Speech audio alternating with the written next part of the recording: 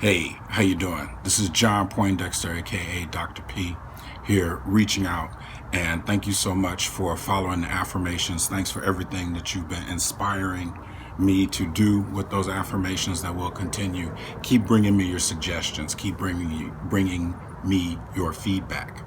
I'm going to keep those going. I want to talk about a few other things right now. This is an unprecedented time for us as Americans.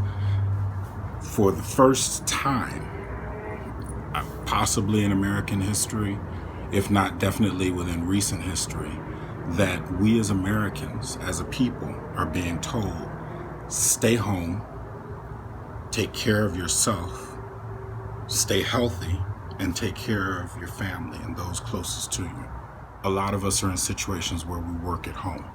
So what can we do to make that home environment and make that working from home work for us? Okay.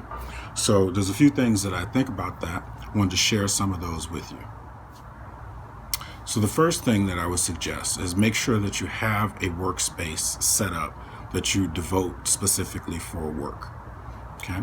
So even if it's a common area, or even if you have one area which you live from, dedicate at least a space to where at the beginning of the day you get your things that you use for work, you set them up, you work, and then you put them back.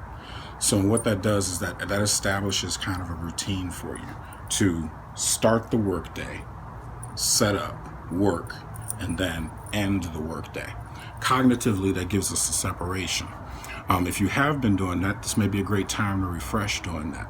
If there is some kind of project or something that you're working on, or even if you want to focus your own creative or personal time, you can use this kind of ritual for whatever. Your tools for that creativity, or your exercise equipment or exercise clothes, or your meditation equipment, right? Or, crystals, whatever you're using to just focus that time and make it into a ritual.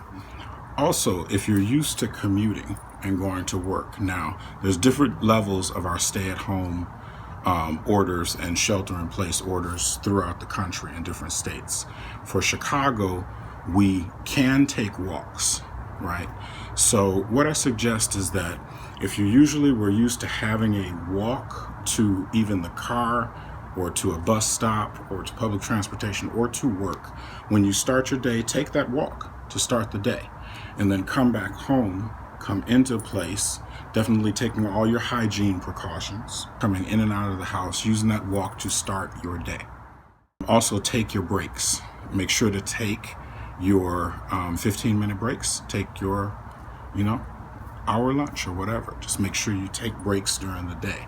And if you are feeling fatigue, maybe adjust your routine a little bit. If you have any questions about these suggestions, or if you have something to add for yourself, please do hit me up. I think it's going to be right about there. That email address. Okay. Peace.